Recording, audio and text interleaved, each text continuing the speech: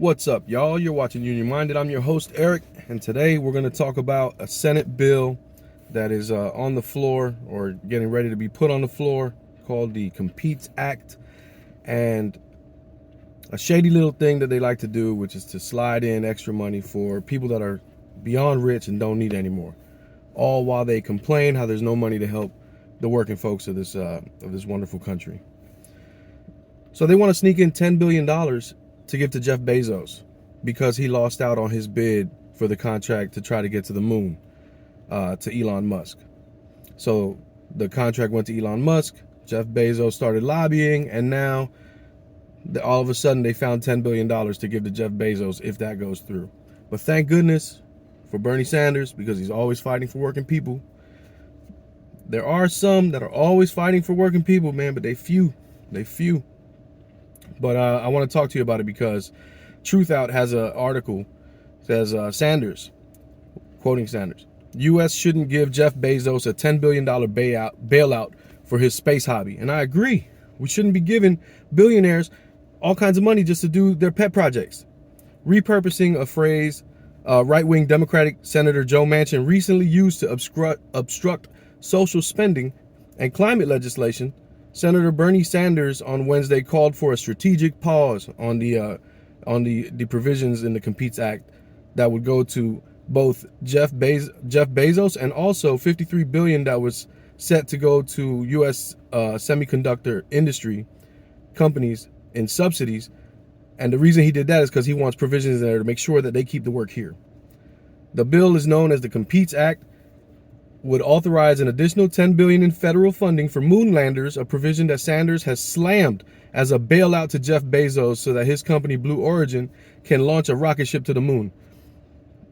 There was another article that came out in the Guardian talking about that very $10 billion last year. Now we're fast forwarding and then try to sneak it into here. Politico reported last week that since NASA chose billionaire Elon Musk's company SpaceX a year ago to build its lunar lander, Blue Origin has been lobbying Congress and NASA to open the program back up for competition. If approved, the $10 billion in the Competes Act would be granted to NASA to pick a company to build a second lander.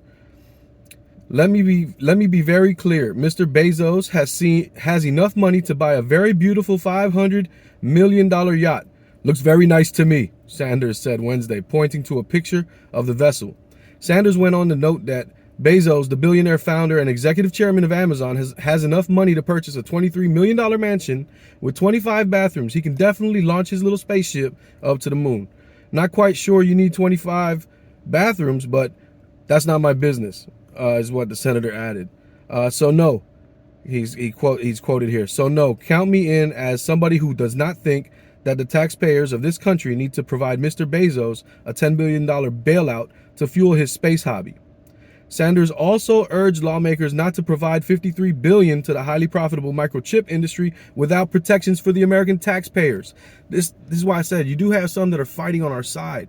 They're few, but man, if you pay attention, they're out there and they're screaming. But we have so many that are bought or that have accepted too many donations, and now they're biased towards the powerful and the wealthy, who are always flooding the political system with money.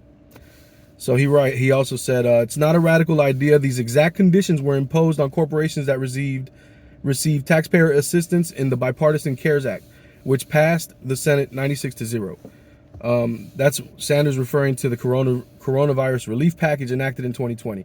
In other words, every member in the U.S. Senate has already voted for the conditions that are in this amendment. So then for the $53 billion, it shouldn't even be a problem, right? Because they already had the provisions done once before. They can do it again. The House and the Senate have both passed versions of the Competes Act, but the two bills must be reconciled before they can reach the president's desk. One of my colleagues in the Democratic caucus has suggested that we take a strategic pause when it comes to making urgent federal investments in child care, health care, education, affordable housing, paid family and medical leave, and home health care. Policies that would substantially improve the lives of the American people. Sanders said this in his floor remarks on Wednesday. Well, you know what I believe, he continued. I believe that maybe, just maybe, The time has come to take a strategic pause when it comes to providing tens of billions of dollars in corporate welfare to some of the most profitable corporations and wealthiest people on the planet. If you don't see the truth in that statement, then you're just not paying attention.